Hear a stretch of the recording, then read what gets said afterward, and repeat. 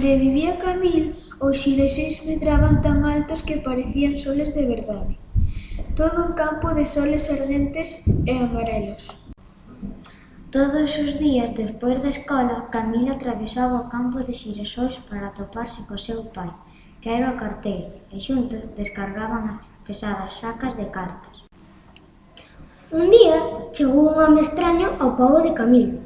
Tiña un chapeu de palla, barba loira e uns ollos pardos e pibarachos.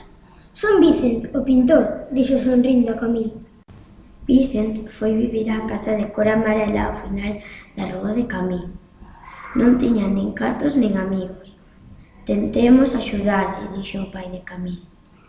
E cargaron a carretilla do correo con cazos, botas e mobles para a casa de cor amarela. Camil colleu un gran ramo de xirasois para o pintor e púxoos nun gran xarrón marrón. Vicent estaba moi contento de ter dous bons amigos e preguntoulle ao pai de Camil se lle agradaría que fixese un retrato vestido co seu mellor uniforme de cor azul. Debes quedarte moi quieto, dixo Vicent. Camil observaba todo, encantábanlles as cores brillantes e o cheiro intenso da pintura. Entón viu a cara do seu pai aparecer na tea como por encanto. O retrato era extraño, pero moi fermoso. Vicent dixo que lle gustaría retratar a toda a súa familia, a nai de Camil, a súa irmán maior, a súa irmán pequena e finalmente ao mesmo Camil.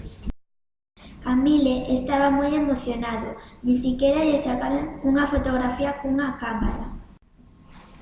Camil levou o seu retrato á escola. Quería que todos o visen, pero aos outros nenos non lle gustou o retrato. Todos riron. Isto fixo que Camil se sentise moi triste. Despois de clase, algúns dos nenos maiores comenzaron a burlarse de Vicent. Corrían detrás del cando saía a pintar. Ata os maiores se uniron a burla. É hora de que consiga un traballo serio, en lugar de pasarse o día xogando coas pinturas. Camil pasaba as horas vendo como pintaba Vicent. Pintaba os campos de xirasois e mesmo o mesmísimo sol. Facía moita calor, pero Vicent traballaba con gran rapidez. É o home dos xirasois, dixo Camil. Pero a pesar do moito que Vicent traballaba, nunca lograba vender ningún cadro.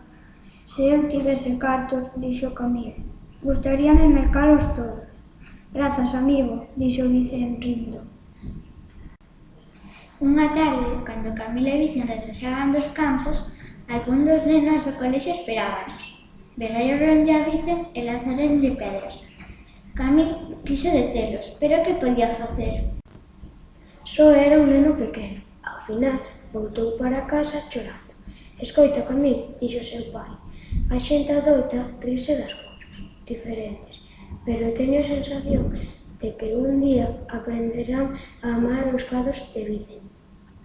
Esa noite, Camilo tivo un soño extraño. Viu a Vicent de pé baixo a luz da lúa, nas alturas que miraban ao pobo. Vicent pegara unhas candeas no seu chapeu para poder ver. O home dos xirasois estaba a pintar as estrelas. A mañá seguinte, cedo, uns golpes fortes na porta despertaron a Camilo. Algúns homes do pobo viñeron ver ao seu pai. «Oi, carteiro», dixeron, «queremos que te entregues esta carta ao teu amigo. Pon que debe empaquetar as súas pinturas e abandonar a nosa vila». Camil saiu pola porta traseira e correu rúa abaixo ata a casa de cor amarela. O interior parecía moi silencioso. Entón, Camil viu os xirasois que collera para Vicent. Todos estaban secos e mortos. Camil sentiuse máis apenado que nunca. Vicent estaba no piso superior facendo as maletas. Parecía moi canso, pero sorriulle a Camil. Non te poñas triste, dixo. Chegou o momento de que pinte noutro sitio. Tal vez ali lles gusten os meus cadros. Pero primeiro quero ensinarche unha cousa. Vicent colleu un cadro grande. Eran os xirasóis de Camille máis grandes e brillantes que nunca. Camille mirou o cadro e tamén sorriu. Adeus, home dos xirasóis, murmurou ao saír correndo da casa de cor amarela e luz do sol. O pai de Camille tiña razón. Finalmente, a xente aprendeu a amar os cadros de Vicent. Hoxe faría falla moitos cartos para mercar uns dos seus cadros, pero agora a xente de todo o mundo vai aos museos e ás galerías de arte só para ver os cadros da Casa Amarela. De Camille e a súa familia e especialmente o cadro dos xirasóis, tan brillantes e amarelos que parecen soles de verdade.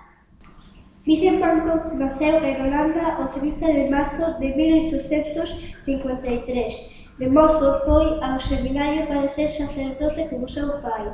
Non se adicou seriamente á pintura hasta os 27 anos. Aos 35, Vicent viaxou ao sur de Francia en busca do sol e dunhas cores máis brillantes. Ali fíxose amigo da familia de Camille. Durante este período pintou máis de 150 cadros, aínda que só vendeu un durante toda a súa vida. Vicent volveuse solitario, enfermou e finalmente durante un ataque de tolemia cortouse unha orella. Ingresárono nun hospital e alí seguiu pintando. En maio de 1890 viaxou cara ao norte de Francia, en busca de axuda dun médico amigo. Pero só 2 meses despois disparouse un tiro cunha pistola. Morreu o 29 de xullo de 1890 e foi enterrado no cemiterio desa localidade, moi lonxe do sol e das cores que chegara a amar tan intensamente.